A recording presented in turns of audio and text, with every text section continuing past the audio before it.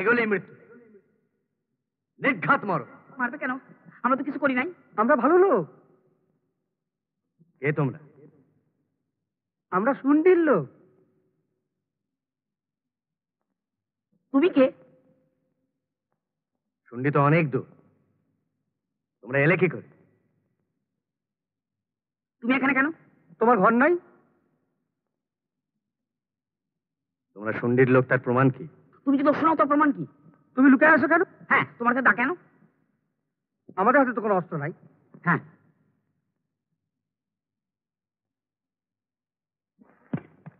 তোমাদের দেখে তো মন্দ বলে মনে হয় না।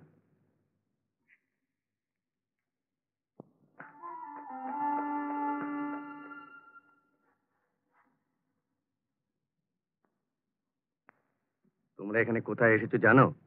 তা তো জানি না। আমরা তো ঘুরতে ঘুরতে চলে এসেছি। ওই যে পাহাড় দেখছো, ওর ওপারে হীরক রাজ্য। হীরক রাজ্য? মানে যেখানে হীরার খনি আছে? তোমরা জানো হীরক রাজ্যের নাম? আমরা তো যাবো সেইখানে। তোমরা যাবে মানে? মানে আমাদের ডেকেছে। ওই বর্ষা পড়তে উঠছো? ভরসা ফুর্তি, ভরসা পেয়ে গেছে তো তাই ফুর্তি। তোমাদের ডেকেছে কেন? আমরা তো শুনছি জামাই। ওই যমজ রাজার একজনের মেয়ে হচ্ছে ওর বউ, আরেকজনের মেয়ে হচ্ছে আমার বউ। রাজা তো বুড়ো হয়েছে, তাই বলেন আমি যাব না, তোমরা যাও। রাজার জামাই এই পোশাক কেন? ছদ্মবেশ। যদি আমাদের কেউ ছিঁড়ে ফেলে তাই। হীরক রাজার বিষয়ে কি জানো তোমরা? জানি না, জানবো। জানবে না। হীরক রাজার থেকে অত্যাচারী রাজা আর নেই। বাইরের লোককে সে আসল কথা জানতে দেয় না। সে উন্মাদ, তার ঘাড়ে ভূত চেপেছে।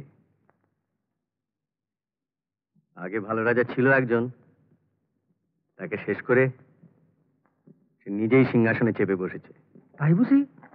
সত্যি? হীরার খনির জোরে টাকা করেছে।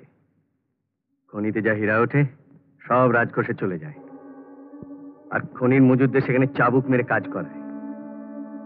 গরিব মানুষ সেখানে না খেয়ে থাকে। যারা বাদশাদের তাদের জাদু করে বশ করে, তারা মন্ত্রের মতো রাজার শেখানো বুলি আউড়ে যায়। রাজা জাদু এনে বুঝি? রাজার লোক আছে, সে নাকি মন্ত্রতন্ত্র জানে। প্রাসাদের ভেতরে শুনেছি একটা ঘর আছে, যন্ত্র মন্ত্র ঘর।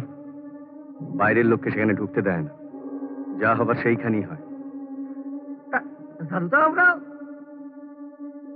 আমার একটা পাঠশালা ছিল, একটাই পাঠশালা, কিন্তু সেটা বন্ধ করে দিয়েছে। ছেলেগুলো যাতে মূর্খ হয়ে থাকে, বিদ্যায় বুদ্ধি বাড়ে, ভালো মন্দ বিচারের ক্ষমতা হয়, সেটা রাজা চায় না। তুমি গুরু মশাই? আমাকেও বশ করবার তালে ছিল, কিন্তু পালিয়ে এসেছি। এখনই পাহাড়ে পাহাড়ে লুকিয়ে থাকি, মাঝে মাঝে